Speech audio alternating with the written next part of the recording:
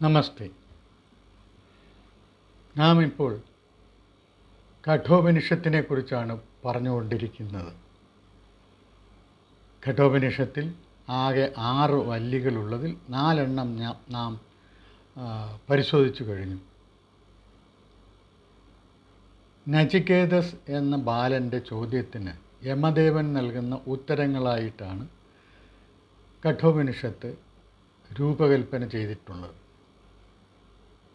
ഇതിൽ നചികേതസിൻ്റെ ചോദ്യം എന്താണെന്ന് വെച്ചാൽ, മരണത്തിന് ശേഷം എന്തു സംഭവിക്കുന്നു? ആളുകൾ ജീവിച്ചിരിക്കും, അതായത് തുടർന്നും അയാൾക്കൊരു അസ്തിത്വമുണ്ടോ, അതോ അയാൾ എന്നേക്കുമായി ഇല്ലാതാവുകയാണോ, ആ വ്യക്തി എന്നേക്കുമായി ഇല്ലാതാവുകയാണോ? ഈ ചോദ്യമാണ് നചികേതസ് യമദേവനോട് ചോദിക്കുന്നത്. അത് മൃത്യുദേവൻ തന്നെ അതിന് ഉത്തരം നൽകുകയാണ്. പക്ഷെ അദ്ദേഹം നേരിട്ടൊരു ഉത്തരം നൽകുന്നില്ല. അദ്ദേഹം ഇത് നചികേതസിന് പല ഒഴിവുകൾ പറഞ്ഞ് പിന്തിരിപ്പിക്കാനാണ് ആദ്യം നോക്കുന്നത്. ദേവന്മാർക്ക് പോലും ഇതിൻ്റെ ഉത്തരം അറിഞ്ഞുകൂടാ എന്നൊക്കെ പലതും പറയുന്നുണ്ട്. പിന്നെ പ്രലോഭനങ്ങൾ, നിനക്ക് എന്ത് വേണമെങ്കിലും ചോദിക്കാം, പക്ഷേ ഇത് മാത്രം ചോദിക്കരുത്, ഇതിൽ നിന്ന് എന്നെ ഒഴിവാക്കണം എന്നൊക്കെ പറഞ്ഞ് പല പ്രലോഭനങ്ങളും അങ്ങനെ ഒഴിഞ്ഞു മാറലുമൊക്കെ ആയിട്ട് യമദേവൻ ആദ്യം നിൽക്കുകയാണ്. പക്ഷേ നചികേതസ് വിടുന്നില്ല, അവൻ ആ കാര്യം അറിഞ്ഞേ പറ്റൂ എന്നുള്ള നിർബന്ധത്തിലാണ്. അങ്ങനെ നേരിട്ടൊരു ഉത്തരം നൽകാതെ ആദ്യം അദ്ദേഹം ചെയ്യുന്നത് മരണമെന്ത് എന്നുള്ളതിനെക്കുറിച്ച് നിർവചിക്കുകയാണ്. മരണമെന്ത്, അമരത്വമെന്ത്, അതായത് മരണത്തിൻ്റെ പിടിയിൽ പെടാതിരിക്കുന്നതെപ്പോൾ, മരണത്തിൻ്റെ പിടിയിൽ പെടുന്നതെപ്പോൾ, ഈ 2 കാര്യങ്ങളെക്കുറിച്ച് വളരെ വിശദമായിട്ട് അദ്ദേഹം വിവരിക്കുകയാണ് ആദ്യം ചെയ്യുന്നത്. 4-ാം അധ്യായം വരെ നാം അത് കണ്ടു. 4-ാം അധ്യായത്തിൽ മരണം എന്നാൽ എന്താണ് എന്നുള്ളത് ഒന്നുകൂടി വിശദമാക്കുകയാണ്. 4:2 പറയുന്ന പറഞ്ഞാൽ ഈ ഇന്ദ്രിയങ്ങളുടെ പുറകെ പോകുന്നവൻ മരണത്തിന് അടിപ്പെടുന്നു എന്നുള്ളതാണ്. 2-ാം അധ്യായത്തിൽ ആദ്യം തന്നെ പറയുന്നത് അതുപോലെ തന്നെയാണ്. അതായത് പലതുണ്ടെന്ന്, ഈ ലോകത്ത് ഈ ഭൗതിക സത്ത മാത്രമേ ഉള്ളൂ എന്ന് വിശ്വസിക്കുന്നവൻ അതിനുവേണ്ടി ആഗ്രഹിക്കും, അവൻ കാമങ്ങൾക്ക് കീഴടങ്ങും. അങ്ങനെ അവൻ എപ്പോഴും മരിച്ചുകൊണ്ടിരിക്കും, എൻ്റെ പിടിയിൽ പെട്ടുകൊണ്ടിരിക്കും, അതായത് മൃത്യുവിൻ്റെ പിടിയിൽ പെട്ടുകൊണ്ടിരിക്കും. അതുപോലെ തന്നെയാണ് ഈ 4-ാം അധ്യായം വരെ അതുതന്നെയാണ് പറഞ്ഞുകൊണ്ടിരിക്കുന്നത്. എന്നിട്ട് പിടിയിൽ പെടാതിരിക്കുന്ന എപ്പോഴാണ്? ആത്മജ്ഞാനം നേടുമ്പോൾ, ആത്മസാക്ഷാത്കാരം നേടുമ്പോൾ. അതായത് ഈ എല്ലാത്തിൻ്റെയും സത്തയായിട്ട് ഒന്ന് മാത്രമേ ഉള്ളൂ, അതിൻ്റെ വിവിധ പ്രകടനങ്ങളാണ് നാം ഈ കാണുന്നത്. അപ്പം ഈ വൈവിധ്യം മാറുന്ന ഈ വിവിധ പ്രകടനങ്ങൾക്ക് അതീതമായി നിൽക്കുന്ന ഏകത്വമുള്ള ആ ചൈതന്യത്തെ ദർശിച്ചാൽ താനും മറ്റുള്ളവരും എല്ലാം ഒന്ന് തന്നെ എന്നൊരു ബോധമുണ്ടാകും. ഒന്ന് തന്നെയായാൽ അയാൾ എങ്ങനെയാണ് മറ്റൊന്നിനെ കാമിക്കുക, മറ്റൊന്നിനെ ആഗ്രഹിക്കുക? അങ്ങനെ കാമമില്ലെങ്കിൽ അയാൾക്ക് മരണമില്ല, അയാൾക്ക് ക്രോധമില്ല, അയാൾക്ക് ബുദ്ധിനാശമില്ല, അയാൾ മരിക്കുന്നതുമില്ല. ഇതാണ് ഇതുവരെ പറഞ്ഞുകൊണ്ടിരുന്ന മൃത്യു നചികേതസിനെ ഉദ്ബോധിപ്പിച്ചു കൊണ്ടിരുന്ന കാര്യങ്ങൾ ഇത്രയുമാണ്. ഇനി വളരെ നീണ്ടു പോയിരിക്കുന്നു. അതായത് ആകെ 119 മന്ത്രങ്ങളാണ് ഈ കഠോപനിഷത്തിലുള്ളത്. അതിൽ നചികേതസ് ചോദ്യം ചോദിച്ചതിന് ശേഷം 79 മന്ത്രങ്ങൾ ഈ കാര്യം വിശദീകരിക്കുന്നതിന് വേണ്ടിയും അതിനനുബന്ധമായ ചില തത്വങ്ങൾ വിശദീകരിക്കുന്നതിന് വേണ്ടിയുമാണ് യമദേവൻ ചെലവഴിക്കുന്നത്. അവസാനം ആ ചോദ്യത്തിനുള്ള ഉത്തരം പറയേണ്ട സമയമായിരിക്കുന്നു. അദ്ദേഹം പറയുകയാണ്, 5-ാം അധ്യായത്തിൻ്റെ 5-ാം വല്ലിയിലെ 5-ാം വല്ലി എന്ന് പറഞ്ഞു കഴിഞ്ഞാൽ 3 വല്ലികൾ വീതമുള്ള 2 അധ്യായങ്ങളായിട്ടാണ് കഠോപനിഷത്ത് വിഭജിച്ചിട്ടുള്ളതെന്ന് ഞാൻ നേരത്തെ ആദ്യം തന്നെ പറഞ്ഞിട്ടുണ്ട്. അതിൽ 5-ാം വല്ലിയിലേക്കാണ് നാം ഇപ്പോൾ പോകുന്നത്. 4 വരെ നാം കണ്ടു. അതായത് 2-ാം അധ്യായത്തിലെ 2-ാം വല്ലി എന്ന് വേണം പറയാൻ. അതായത് 5-ാം വല്ലി.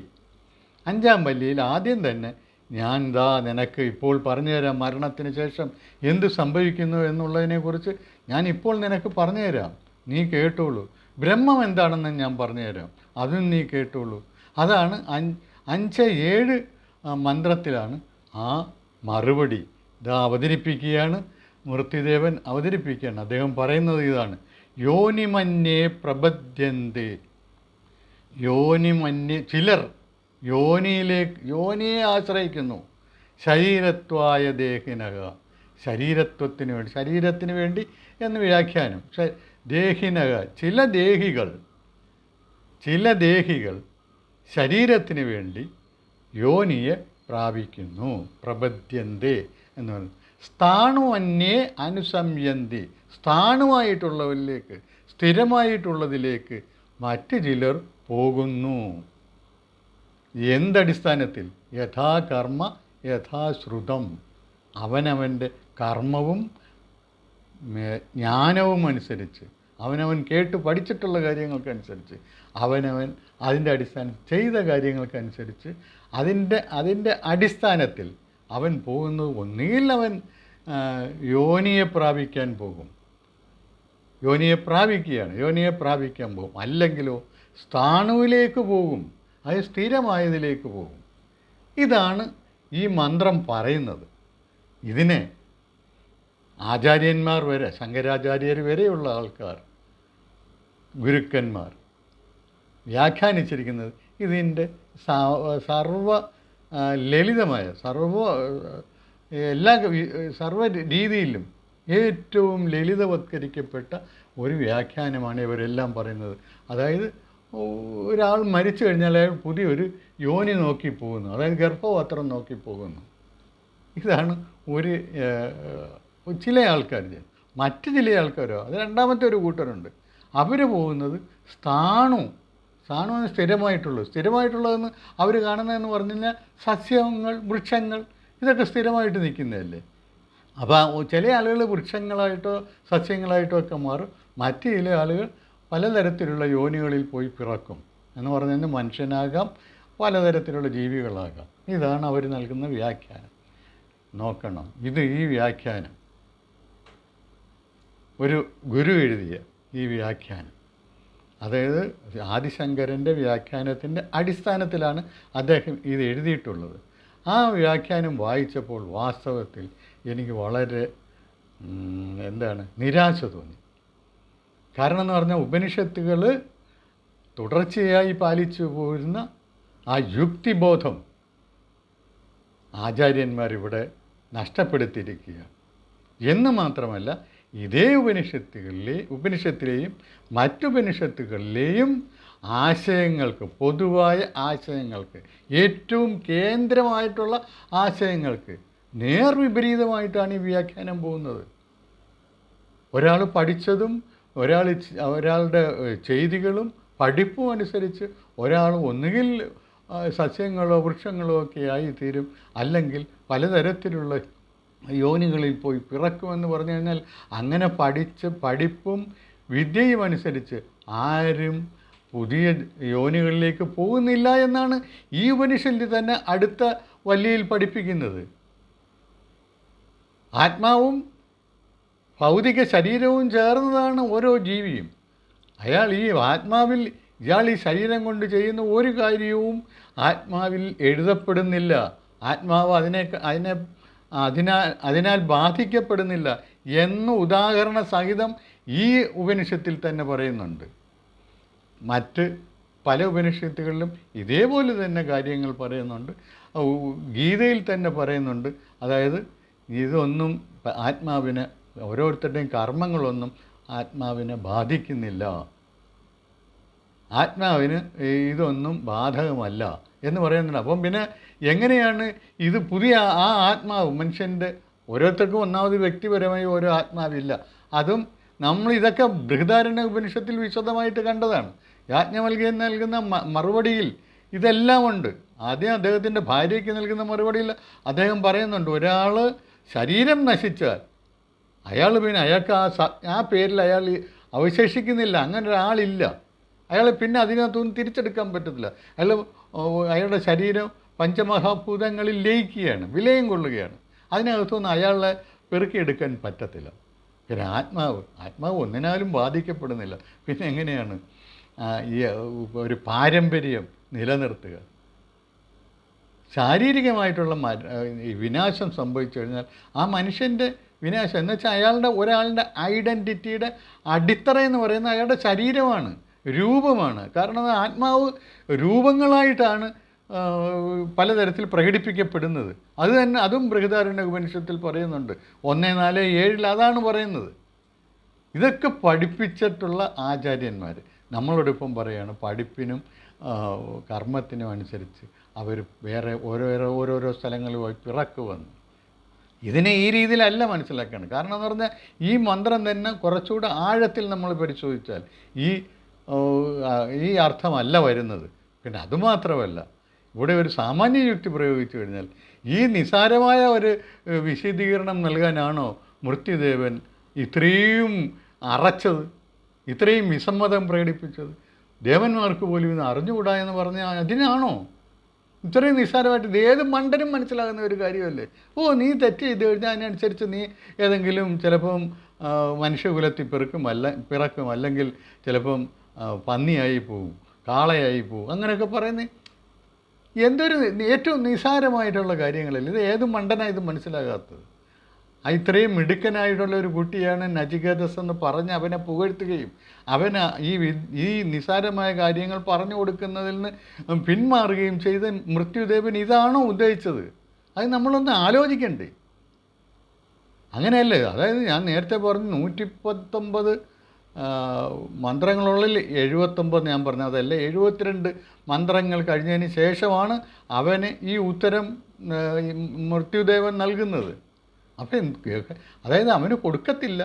ദേവന്മാർക്ക് പോലും അറിഞ്ഞുകൂടാന്നൊക്കെ പറഞ്ഞപ്പോൾ സാധാരണ മനുഷ്യർ, സാമാന്യ ജനങ്ങൾ മനസ്സിലാക്കുന്നതിനോ അപ്പുറമുള്ള ഒരു വലിയ തത്വമാണ് ഈ പ്രസൻറ്റ് ചെയ്യപ്പെടുന്നത് എന്നൊരു ഒരു സൂചന അതിനകത്തില്ലേ? അത് ആചാര്യന്മാർക്ക് എന്തുകൊണ്ട് മനസ്സിലായില്ല എന്നുള്ളതാണ്.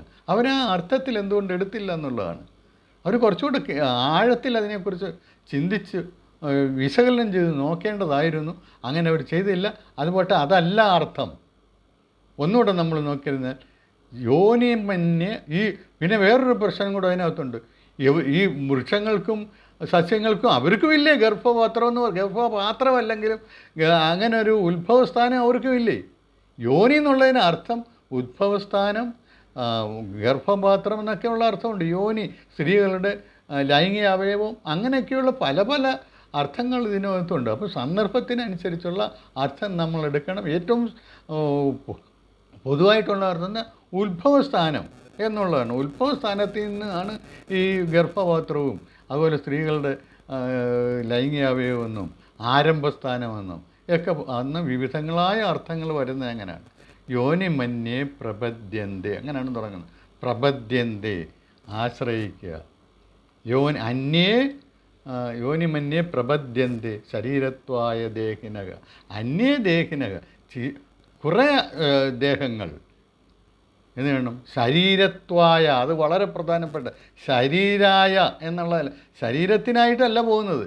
ശരീരത്വായ, ശരീരത്വം, അതായത് ഈ ശരീരത്തോടുള്ള പ്രിയം മൂലം, സ്വന്തം അതായത് ഈ ഭൗതിക ഭോഗങ്ങളോടുള്ള അഭിനിവേശം മൂലം അവർ ഒരു പുതിയ തുടക്കം കുറിക്കുന്നു. വേറൊരു തുടക്കം ഒരു കാര്യത്തിൽ പോയി നമ്മൾ വീണു, നമുക്ക് അതിനകത്ത് പരാജയം സംഭവിച്ചു, നമ്മൾ ഒരു ക്ഷീണം സംഭവിച്ചു, നമ്മളവിടുന്ന് ഉണർന്ന് എഴുന്നേറ്റിട്ട് പുതിയൊരു തുടക്കം തുടങ്ങുകയാണ്. ആദ്യം ഒരു ചായക്കച്ചവടം നടത്തി, പരാജയപ്പെട്ടു, ശരി. അല്ലെങ്കിൽ നമ്മൾ വേറൊരു തരത്തിൽ ഒരു ചാട്ടം ചാടി, തോറ്റുപോയി, ശരി. അടുത്ത എന്നാൽ പിന്നെ ഈ ചാട്ടമേ ഉപേക്ഷിക്കാം, നമുക്ക് ഓട്ടം നോക്കാം എന്നവർ പറഞ്ഞാൽ അതേ ഉള്ളൂ, പുതിയൊരു തുടക്കം തുടങ്ങുകയാണ്. ചായക്കച്ചവടം ഇട്ടിട്ട് വേറെ എന്തെങ്കിലും ഒരു കാര്യം നോക്കുന്നു, അയാൾ കുതിരവണ്ടിക്കാരനാകുന്നു. അങ്ങനെയൊക്കെ അങ്ങനെ ഓരോരോ കാര്യങ്ങൾ നമ്മൾ ഓരോ സ്ഥലങ്ങളിൽ ചെന്ന് നമുക്കൊരു വീഴ്ച പറ്റുമ്പോൾ അതിൽ നിന്ന് ഉയർത്തെഴുന്നേറ്റ് ചിലപ്പോൾ നമ്മൾ വർദ്ധിത വീര്യത്തോടുകൂടി അതുതന്നെ ചെയ്തെന്ന് വരാം. മോഷ്ടാവ് ഒരിക്കൽ പിടിപ്പിക്കപ്പെട്ട് കഴിഞ്ഞാൽ വർദ്ധിത വീര്യത്തോട് അതിൽ നിന്ന് സംഭവിച്ച പോരായ്മകളെല്ലാം നീക്കി അവൻ വീണ്ടും അതിനേക്കാൾ വീര്യത്തോടു കൂടി എല്ലാ പഴുതുകളും അടച്ചുകൊണ്ട് മോഷണം നടത്താൻ ചോദിക്കുകയാണ്. കാരണം എന്ന് പറഞ്ഞാൽ ശരീരത്വം, ശരീരത്തോടുള്ള അഭിനിവേശം, അതിനുവേണ്ടിയാണ് അവൻ അങ്ങനെ ചെയ്യുന്നത്. എല്ലാവർക്കും ആ ആഗ്രഹമാണുള്ളത്, നിലനിൽക്കണമെന്നുള്ള ആഗ്രഹം. അതാണ് സത്ത്. തത്വത്തിൻ്റെ ഒരു ഭാഗമാണ് സത്ത് എന്ന് പറയുന്നത്. പിന്നെ ഞാൻ പറഞ്ഞിട്ടുണ്ട് ചിത്ത്, ആനന്ദം, അതാണ് ബാക്കി 2 ഭാഗങ്ങൾ. അപ്പോൾ ഈ ഒരു ശരീരത്വമായ ദേഹിനക, ദേഹി എന്ന് പറഞ്ഞാൽ എന്താണ്? ദേഹിൻ എന്ന് സംസ്കൃതത്തിൽ പറഞ്ഞു. ദേഹിൻ, ദേഹി എന്ന് പറഞ്ഞാൽ എന്താണ്? ദേഹത്തോടു കൂടിയ ആത്മാവ്, അതാണ് ദേഹിൻ. ദേഹത്തിലിരിക്കുന്ന ആത്മാവ്, അതാണ് ദേഹിൻ. അവൻ ആ ദേഹത്തോടു കൂടിയ ആൾ. ദേഹം കളയാനൊന്നും അവൻ പോകുന്നില്ല. ദേഹം കളഞ്ഞാൽ അവന് ആത്മാവായി. അത് മറ്റു ഉപനിഷത്തുകളിൽ പറയുന്നുണ്ട്, ശ്വേതാശ്വതരത്തിൽ പറയുന്നുണ്ട്. അതിന് നമ്മൾ അതിലേക്ക് വരും. അപ്പം ഈ ശരീരത്വത്തിന് വേണ്ടി അവൻ യോനി, അതായത് പുതിയൊരു തുടക്കം തുടങ്ങുകയാണ്. സ്വന്തം ശരീരം വെച്ച് തന്നെയാണ് അവൻ ഈ തുടങ്ങുന്നത്. അല്ലാതെ ഗർഭപാത്രം ഏതെങ്കിലും ഒരു നല്ല ഗർഭപാത്രം അന്വേഷിച്ച് നടന്ന് ഒരെണ്ണം ഉചിതമായിട്ടുള്ളത് കണ്ട് നമ്മൾ ആർജിച്ച പുണ്യത്തിൻ്റെ അടിസ്ഥാനത്തിൽ പോയി കണ്ട് അവിടെ പിറക്കുന്നു. ഇതൊക്കെ ശുദ്ധ പോഷകാണ്. കാരണം എന്ന് പറഞ്ഞു കഴിഞ്ഞാൽ ആത്മാവെന്ന് പറഞ്ഞാൽ പ്രത്യേകിച്ച് ആർക്കും ഓരോ ആത്മാവില്ല. ഒറ്റ ആത്മാവ്, അഖണ്ഡമായ ഒരാത്മാവാണ്. ഈ സർവ്വപ്രപഞ്ചത്തിലും നിറഞ്ഞിരിക്കുന്ന അഖണ്ഡമായ ഒരാത്മാവാണ്. നമ്മളൊരു വലിയ സമുദ്രത്തിൽ കഴിയുന്ന മത്സ്യങ്ങളെപ്പോലെ അല്ലെങ്കിൽ ജീവികളെപ്പോലെ നമ്മൾ അതിനകത്ത് കഴിയുന്നു. നമ്മൾ പോയാലും നമ്മൾ അതിനകത്ത് തന്നെ ലയിച്ച് ചേരുന്നത്. എന്നിട്ട് അത് ഇന്ന മത്സ്യത്തിൻ്റെ വെള്ളമാണ് അല്ലെങ്കിൽ ഇതെന്നൊക്കെ നമുക്ക് പറയാൻ പറ്റുമോ? അങ്ങനെ ഐഡൻറ്റിഫൈ ചെയ്യാൻ പറ്റത്തില്ല. അതുപോലെ നമ്മൾ ഒരു കുടത്തിലെ വായു, കുടം പൊട്ടിക്കഴിഞ്ഞ വായു അവിടുത്തെ ചുറ്റുമുള്ള വായുവിലെങ്കിൽ ലയിക്കുകയാണ് ചെയ്യുന്നത്. അതുപോലെ തന്നെയാണ് ഒറ്റ ആത്മാവാണ്. അല്ലാതെ അത് ബൃഹദാരണ്യ ഉപനിഷത്തിൽ പറയുന്നു 3:7 പല ആവർത്തി ഇങ്ങനെ പറയുന്നുണ്ട്. 3:7 3:4 ഒക്കെ പറയുന്നുണ്ട്, പല ആവർത്തി പറയുന്നത്. അത് നിൻ്റെ ആത്മാവ് തന്നെയാണ്. ഈ സർവ്വഭൂതങ്ങളിലും നിറഞ്ഞു നിൽക്കുന്ന ആത്മാവെന്ന് പറയുന്നത് നിൻ്റെ ആത്മാവ് തന്നെയാണ് എന്ന് പറയുന്നുണ്ട് ആവർത്തി. ഇതൊക്കെ മനസ്സിലാക്കുന്ന ഒരാൾക്ക് എങ്ങനെയാണ് ഈ വേറെ യോനിയിലേക്ക് ഒരാൾ പോയി പുതിയ ശരീരമായിട്ട് ആ ആൾ അതേ ഐഡൻറ്റിറ്റി നിലനിർത്തിക്കൊണ്ട് പിന്നെയും ജനിക്കുന്നു എന്ന് പറയാൻ പറ്റുക? അപ്പോൾ അത് തീർത്തും തെറ്റായിട്ടുള്ള ഒരെണ്ണമാണ്. ഇനി ആ രീതിയിൽ ഏതെങ്കിലും സ്ഥലത്ത് പറയുന്നുണ്ടെങ്കിൽ അതിനെ ആ രീതിയിലല്ല മനസ്സിലാക്കേണ്ടത്. ആ രീതിയിലല്ല മനസ്സിലാക്കേണ്ടതെന്നുള്ളതിൻ്റെ ഒരു ഉത്തമ ഉദാഹരണമാണ് ഈ പറഞ്ഞ മന്ത്രമെന്ന് പറയുന്നത്. ഈ പറഞ്ഞ മന്ത്രം വളരെ പ്ലെയിനായിട്ട് അങ്ങ് പറഞ്ഞ് പോവുകയാണെങ്കിൽ വളരെ എളുപ്പമാണ്. അങ്ങനല്ല ആ സന്ദർഭത്തിനും ഉപനിഷത്തുകളിലെ തത്വങ്ങൾക്കും വിരുദ്ധമായിട്ടുള്ള ഒന്നാണ്, അനുരൂപമായിട്ടുള്ള ഒന്നല്ല. അപ്പോൾ അത് നമ്മൾ മനസ്സിലാക്കുക. അത് ഒന്നാമത്തെ. രണ്ടാമത്തെന്ന് പറഞ്ഞാൽ സ്ഥാണുമന്യെ അനുസംയന്തി, സ്ഥാണുവിലേക്ക് പോകുന്നു എന്നാണ് അവിടെ പറയുന്നത്. മറ്റത് പ്രാപിക്കുകയാണ്, യോനിയെ പ്രാപിക്കുകയാണ്, പുതിയൊരു തുടക്കത്തിലേക്ക് അവൻ എത്തുകയാണ്. രണ്ടാമത്തേന്ന് പറഞ്ഞു കഴിഞ്ഞാൽ സ്ഥാണുവായിട്ടുള്ള ഒന്നിലേക്ക് പോകുന്നു. എന്താണ് ഈ സ്ഥാണു? ഇവർ പറയുന്നില്ല വൃക്ഷവും സസ്യവും എന്നല്ലോ, അത് ഒരിടത്ത് നിൽക്കുകയില്ലേ വൃക്ഷം. അതിനുകൊണ്ടാണ് ഇവർ സ്ഥാണു എന്ന് പറഞ്ഞു കഴിഞ്ഞാൽ വൃക്ഷമാണെന്ന് വ്യാഖ്യാനിക്കുന്നത്. പച്ച തെറ്റാണത്. അത് യാതൊരു യുക്തിക്കും നിരക്കുന്നതല്ല. ഇവർ തന്നെയാണ്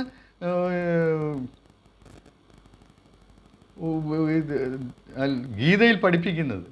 ഗീത 2:24 പഠിപ്പിക്കുന്നവരാണ്. ആത്മാവ് എന്താണോ അതിനൊന്ന് എന്താണ് പറയുന്നത്?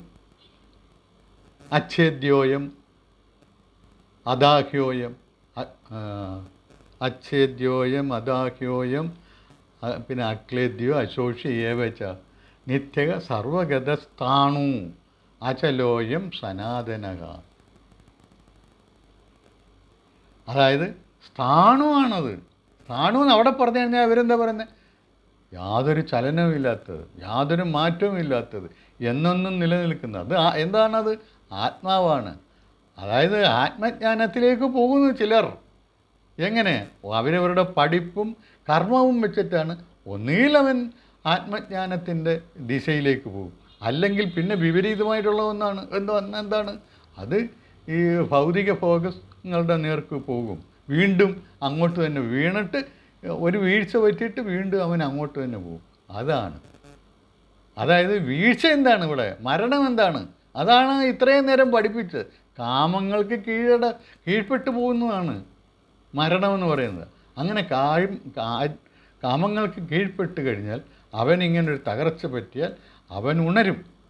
അവൻ വീണ്ടും എഴുന്നേറ്റ് കഴിഞ്ഞാൽ അവന് സംഭവിക്കുകയെന്ന് പറഞ്ഞു കഴിഞ്ഞാൽ ഒന്നുകിൽ അവൻ വീണ്ടും ആ പരിപാടി തന്നെ തുടങ്ങും. അതാണ് യോനിമന്യേ പ്രപദ്യന്തെ എന്ന് പറയുന്നത്. അല്ലെങ്കിലോ അവൻ ചിന്തിക്കും, അവൻ നേടിയ അറിവ് വെച്ചിട്ട് ചിന്തിക്കും, ഇതൊന്നും ശരിയല്ല, നമ്മൾ ഇതൊക്കെ പോയി കഴിഞ്ഞാൽ ഇതൊക്കെ താൽക്കാലികമായിട്ടുള്ള നൈമിഷികമായിട്ടുള്ള സുഖങ്ങൾക്ക് വേണ്ടിയുള്ളതാണ്. അതുകൊണ്ട് നമുക്കിതൊന്നും പറ്റത്തില്ല. നമുക്ക് വേറെ സ്ഥായിയായിട്ടുള്ള ആനന്ദ മാർഗത്തിലേക്ക് നമുക്ക് പോകാം, നമുക്ക് ആത്മജ്ഞാനത്തിലേക്ക് പോകാം എന്ന് ചിലർ ചിന്തിക്കും. അവരാണ് സ്ഥാണുവിലേക്ക് പോകുന്നത്. അതാണ് സ്ഥാണു. അപ്പം സ്ഥാണുമന്യേ അനുസംയന്തി, ആ ഭാഗത്തേക്ക് പോകുന്നു. അപ്പോൾ ഇപ്പം മരണത്തിന് ശേഷം എന്ത് സംഭവിക്കുന്നു എന്നുള്ളത് ഒറ്റ മന്ത്രത്തിലൂടെ മൃത്യുദേവൻ നചികേതസിന് പറഞ്ഞു കൊടുത്തു. അത് നചികേതസിന് ഇത് മനസ്സിലാകണം എന്നുള്ളത് കൊണ്ടാണ് അദ്ദേഹം മരണത്തെക്കുറിച്ചും അമരത്വത്തെക്കുറിച്ചും നേരത്തെ ദീർഘമായി വിശദീകരിച്ചത്. ഇനി നമുക്ക് ബ്രഹ്മത്തെക്കുറിച്ചും ഇതിനകത്ത് പറയുന്നുണ്ട്. ബ്രഹ്മം എന്ന് പറഞ്ഞു കഴിഞ്ഞാൽ എന്താണ്? അത് ഈ യേഷ സുപ്തേഷു ജാഗ്രത എന്ന് പറഞ്ഞുകൊണ്ട്, അതായത് ഈ ഭൗതിക ശരീരം എന്ന് പറഞ്ഞാൽ അതിന് സ്വന്തമായ നിലനിൽപ്പില്ല. നമ്മൾ ഈ ശാസ്ത്രീയമായി ചിന്തിച്ചാലും അതിൻ്റെ അളവ് പൂജ്യമാണ്. ശാസ്ത്രീയമായി, അതായത് ശാശ്വതമായ സ്വന്തമായ നിലനിൽപ്പില്ല. അതിനെ നിലനിർത്തുന്നത്, അതായത് അത് ഉറങ്ങുന്ന ഒരു സാധനമാണ് എന്ന് നാം സങ്കല്പിക്കാം. ഉറങ്ങുന്ന സാധനത്തെ അതിനെ താങ്ങി നിർത്തുന്ന ഒരു ശക്തിയുണ്ട്. അതാണ് ആത്മാവ്, അതായത് പുരുഷൻ. അതിനെ താങ്ങി നിർത്തുന്ന അവസ്ഥയിൽ അതിന് പറയുന്ന പേരാണ് പുരുഷൻ. മറ്റേ ഇതിനും ഈ ഭൗതിക ശക്തിക്ക് പറയുന്ന പേരാണ് പ്രകൃതി. പ്രകൃതിയും പുരുഷനും ഇത് രണ്ടും ചേർന്നതാണ് ബ്രഹ്മം എന്നുള്ളതാണ് 5-8 മന്ത്രത്തിൽ പറയുന്നത്. സുപ്തേഷു ജാഗ്രത, ഈ സ്വന്തമായി അറിയാൻ പറ്റാത്ത, ഉറക്കത്തിലുള്ള ഒരാളൊന്നും സ്വന്തമായിട്ട് അറിയുന്നില്ലല്ലോ. അങ്ങനെ സ്വന്തമായിട്ട് അറിയാൻ പറ്റാത്ത ഈ ഭൗതിക ദേഹത്തിൽ ഉണർന്നിരുന്നുകൊണ്ട് എല്ലാ ആഗ്രഹങ്ങളെയും ഉണ്ടാക്കി എല്ലാ സങ്കല്പങ്ങളെയും സൃഷ്ടിച്ചുകൊണ്ട് സ്ഥിതി ചെയ്യുന്ന ഒരു പുരുഷനുണ്ട്. ആ പുരുഷനോടുകൂടിയ ഈ ശരീരത്തിനാണ് ആത്മാവ് എന്ന് പറയുന്നത്. ഇതാണ് അത് അമരത്വമുള്ളതാണ്. അതിനെ ആശ്രയിച്ചാണ് ഈ പ്രപഞ്ചം മുഴുവൻ നിൽക്കുന്നത് എന്നാണ് 5-8 മന്ത്രത്തിൽ പറയുന്നത്. ഇനി വളരെ പ്രധാനപ്പെട്ട 2-3 ശ്ലോകങ്ങളാണ് ഈ 5-ാം വല്ലിയിൽ വരുന്നത്. അഗ്നിരിയഥൈക, അഗ്നി ഒരു രൂപത്തിലുള്ള വസ്തുവിൽ കത്തുമ്പോൾ ആ വസ്തുവിൻ്റെ രൂപം അതുപോലെ തന്നെ തോന്നിക്കുന്നത് പോലെ, അതായത് ഇപ്പോൾ ഒരു വിറക് വെച്ച് കത്തിച്ചാൽ ആ വിറകിൻ്റെ രൂപം തൽക്കാലത്തേക്ക് അഗ്നിക്ക് കിട്ടുന്നു. ജ്വലിച്ചിങ്ങനെ നിൽക്കുന്നു എന്ന് സങ്കല്പിച്ച് നോക്കുക. അതുപോലെ ഓരോ വസ്തുവിലും അങ്ങനെ ആണ് ഏകസ്ഥത. സർവഭൂതങ്ങളിലെയും അന്തരാത്മാവിന് ആ ഭൂതങ്ങളുടെ ശരീരത്തിൻ്റെ രൂപം ലഭിക്കുന്നു എന്നാണ്. ഭൂതങ്ങളുടെ രൂപത്തിലാണ് അത് സ്ഥിതി ചെയ്യുന്നത്. ആത്മാവിന് രൂപമില്ലെങ്കിലും ആത്മാവ് ഏതെങ്കിലും ഒരു ശരീരം ചെയ്യുമ്പോൾ ആ ശരീരത്തിൻ്റെ രൂപത്തിൽ തന്നെ ആണ് സ്ഥിതി ചെയ്യുന്നത്. അത് കുറച്ചുകൂടെ നല്ലൊരു ഉദാഹരണം പറയുന്നത് വായു എങ്ങനെയാണ്? വായു ഏത് കണ്ടെയ്നറിലാണോ അതിരിക്കുന്നത് അതിൻ്റെ ആകൃതിയാണ് വായുവിന് വരുന്നത്. അല്ല, വായുവിന് സ്വന്തമായിട്ടൊരാകൃതിയില്ല. അതുപോലെ തന്നെയാണ് ആത്മാവിനും ഉള്ളത്. പിന്നെ ആത്മാവ് യാതൊന്നിനാലും ബാധിക്കപ്പെടുന്നില്ല എന്നുള്ളത് വളരെ വ്യക്തമായിട്ട് 5:11 ശ്ലോകത്തിൽ പറയുകയാണ്. സൂര്യൻ്റെ പ്രകാശത്തിലാണ് നാം എല്ലാം കാണുന്നത്. പക്ഷേ നമ്മുടെ കണ്ണിന് എന്തെങ്കിലും കുഴപ്പമുണ്ടായി സൂര്യന് ബാധിക്കുമോ? ഇല്ലല്ലോ. അതുപോലെ അന്തരാത്മാവ് ഈ നമുക്കുണ്ടാകുന്ന ദുഃഖത്താൽ ലേപനം, അതായത് ബാധിക്കപ്പെടുന്നില്ല, അത് പങ്കിലമാക്കപ്പെടുന്നില്ല. നമ്മുടെ ഈ ശരീരം കൊണ്ട് നമ്മൾ അനുഭവിക്കുന്ന ദുഃഖങ്ങളൊന്നും അന്തരാത്മാവിനെ യേശുന്നില്ല, അതിനെ ബാധിക്കുന്നില്ല, അതിൽ ലേപനം ചെയ്യപ്പെടുന്നില്ല. പിന്നെ എങ്ങനെയാണ് ഇതൊക്കെ വഹിച്ചുകൊണ്ട് വേറെ എവിടെയെങ്കിലും പോകുന്നത്? അത് നാം മനസ്സിലാക്കണം.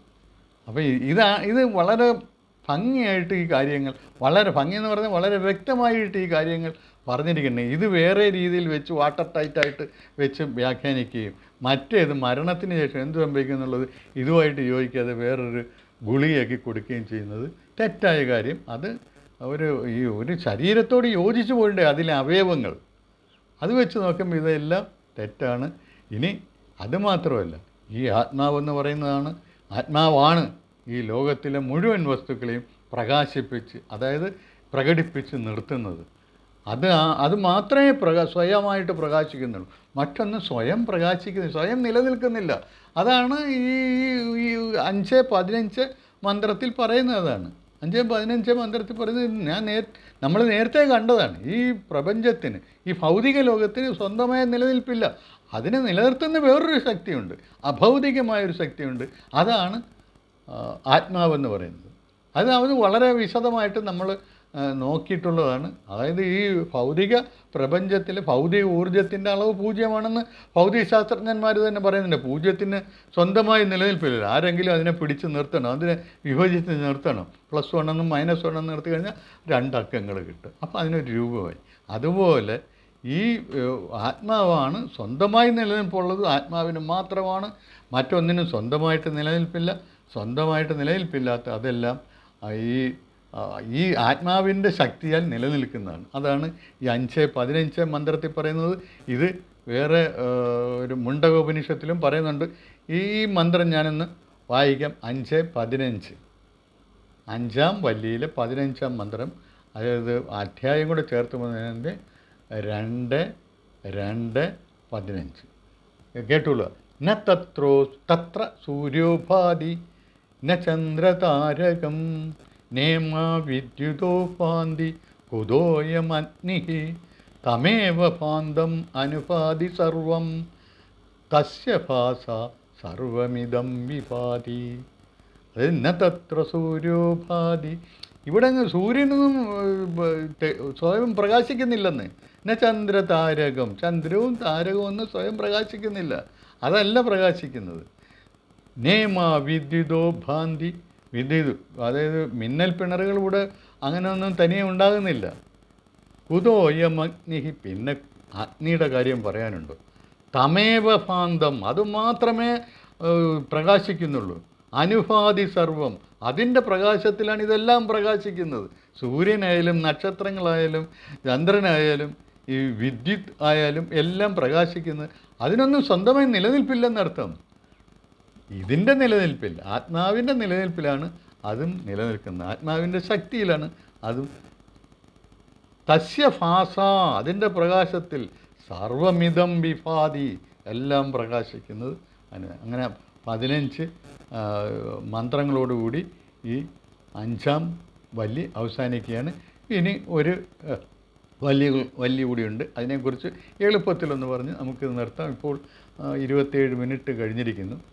അപ്പം അതിനകത്തും ആദ്യത്തെ മന്ത്രം തുടങ്ങുന്നത് തന്നെ ഈ ആത്മാവിനെക്കുറിച്ച് പറഞ്ഞുകൊണ്ടാണ്, ബ്രഹ്മത്തെക്കുറിച്ച് പറഞ്ഞുകൊണ്ടാണ്. അത് 5-8 മന്ത്രത്തിൽ ബ്രഹ്മത്തെ ഏഷ സുപ്തേഷു ജാഗർത്തി എന്ന് പറഞ്ഞ് കണ്ടിട്ടുണ്ട്. കാമം പുരുഷോ നിർമ്മിമാണ് എന്ന് പറഞ്ഞത് ആദ്യത്തെ വരിയൊന്ന് മാറ്റി വേറെ ഊർധ്വമൂലോ അവാക്ശാഖ ഏഷോ അശ്വഥ സനാതന. ഇതേ മന്ത്രം ചെറിയ മാറ്റങ്ങളോടുകൂടി ഗീതയിൽ കൊടുത്തിട്ടുണ്ട്. ഊർധ്വമൂലം അധശാഖം എന്നും പറഞ്ഞിട്ട്. അപ്പോൾ ഇതിൻ്റെ ഒരു രൂപമാണ്. അതായത് ബ്രഹ്മത്തിൻ്റെ ഒരു രൂപം, ഈ പ്രപഞ്ചത്തിൽ ബ്രഹ്മം നിലനിൽക്കുന്നതിനെക്കുറിച്ചുള്ള ഒരു രൂപമാണ്. മുകളിൽ വേരുകളും താഴെ ശാഖകളുമുള്ള വൃക്ഷത്തുമായിട്ടാണ് ബ്രഹ്മത്തെ സങ്കല്പിച്ചിരിക്കുന്നത്. അതിൽ കൂടുതൽ നമ്മൾ ഇപ്പോൾ പോകേണ്ട ആവശ്യമില്ല. നമ്മൾ പറഞ്ഞു വന്ന സംഗതികളുമായിട്ട് ഇത് നമ്മൾ ആത്മാവിനെക്കുറിച്ചും മരണത്തെക്കുറിച്ചും അമരത്വത്തെക്കുറിച്ചുമൊക്കെയാണ് പറയുന്നത്.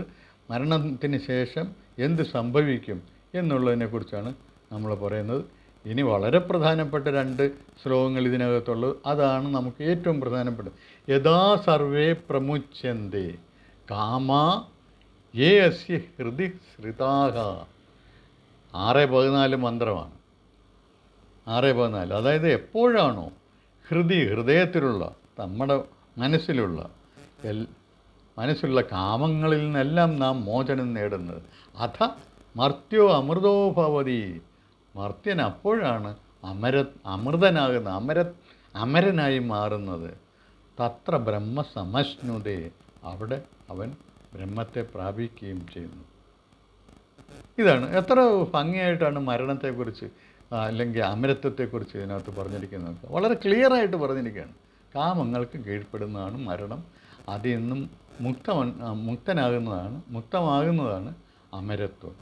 ഇനി അടുത്തതും അതുപോലെ തന്നെ പറഞ്ഞു, യഥാ സർവേ പ്രഭിദ്യന്തെ ഹൃദയസ്യേഹ ഗ്രന്ഥയ, ഹൃദയത്തിലെ കെട്ടുകൾ ഈ അതായത് അതിനകത്ത് സംശയ ഭാണ്ഡങ്ങൾ അതൊക്കെ നമ്മളെപ്പോൾ നീക്കം ചെയ്യുന്നു, അതൊക്കെ എറിയുന്നു. നമ്മൾ ബന്ധിച്ചിരിക്കുന്ന ആ ഗ്രന്ഥികൾ, അതായത് ഈ വലകൾ നമ്മളെപ്പോഴും പൊട്ടിച്ചെറിയുന്നു. അധമർത്യോ അമൃതോ ഭവന്തി, അപ്പോൾ മർത്യൻ അമൃതത്വം പ്രാപിക്കുന്നു. താവത് ഹി അനുശാസനം, അത്രയാണ് ഇതാണ് പഠിക്കേണ്ടത്. അത്രയും പഠിക്കണം. ഇത് പഠിച്ചു കഴിഞ്ഞാൽ നീ മുക്തി നേടും. ഇതാണ് പറയുന്നത്. ഇതോടുകൂടി ഏകദേശം ഈ വല്യം അവസാനിക്കുന്നതാണ്. അങ്ങനെ 119 മന്ത്രങ്ങളുള്ള കഠോപനിഷത്തും അവസാനിക്കുന്നു. പിന്നെ നാഡികളെക്കുറിച്ചൊക്കെ ഇതിനകത്ത് പറയുന്നുണ്ട്. അതൊക്കെ നാം പ്രശ്നോപനിഷത്തിൽ വിശദമായിട്ട് നാഡികളെക്കുറിച്ച് പഠിക്കുന്നതാണ്. അപ്പോൾ ഇപ്പോഴും അതിനെക്കുറിച്ച് പറഞ്ഞു തുടങ്ങേണ്ട കാര്യമില്ല.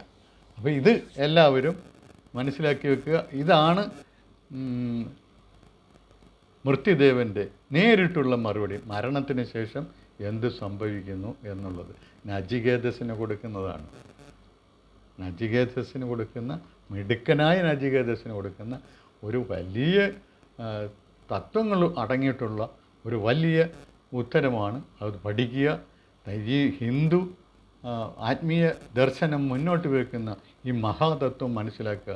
അല്ലാതെ മരിച്ചു കഴിഞ്ഞാൽ സ്വർഗത്തിൽ പോയി ഇതിനേക്കാൾ വലിയ സുഖങ്ങൾ അനുഭവിക്കാം, ഇതിനേക്കാൾ വലിയ സുഖങ്ങൾ എപ്പോഴും അനുഭവിച്ചുകൊണ്ടിരിക്കാം.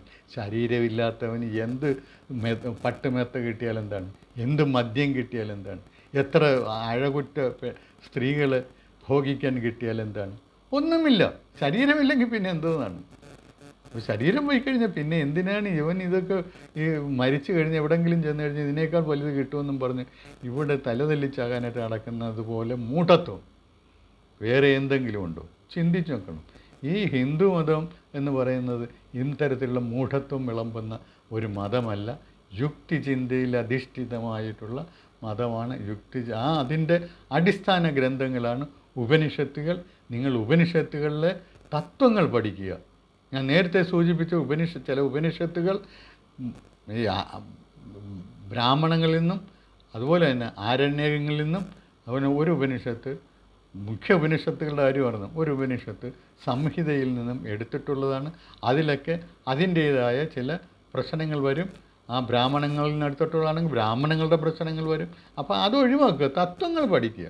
ഇതിൽ എല്ലാത്തിലും കൂടെ വികസിച്ച് വരുന്ന, എല്ലാത്തിലും കൂടെ പരസ്പരം ബന്ധിച്ച് അവതരിപ്പിക്കപ്പെടുന്ന ഒരു ശരിയായ തത്വ ശരീരമുണ്ട്. അതിനെയാണ് നമ്മൾ മനസ്സിലാക്കേണ്ടത്. സിദ്ധാന്ത ശരീരമുണ്ട്, അതാണ് നമ്മൾ മനസ്സിലാക്കേണ്ടത്. ബാക്കിയുള്ളതെല്ലാം അവശിഷ്ടങ്ങളെല്ലാം കുത്തിക്കളയുക. എന്നിട്ട് ഈ തെളിഞ്ഞു വരുന്ന ഈ മഹാതത്വത്തെ, പ്രകാശമാർന്ന ഈ മഹാതത്വത്തെ മനസ്സിലാക്കുക, ഉദ്ബുദ്ധരാകുക, സ്വയം പ്രകാശം ചൊരിയുന്നവരായി മാറുക. അതാണ് ഹിന്ദു ആത്മീയത നമുക്ക് നൽകുന്ന സന്ദേശം. നന്ദി, നമസ്കാരം.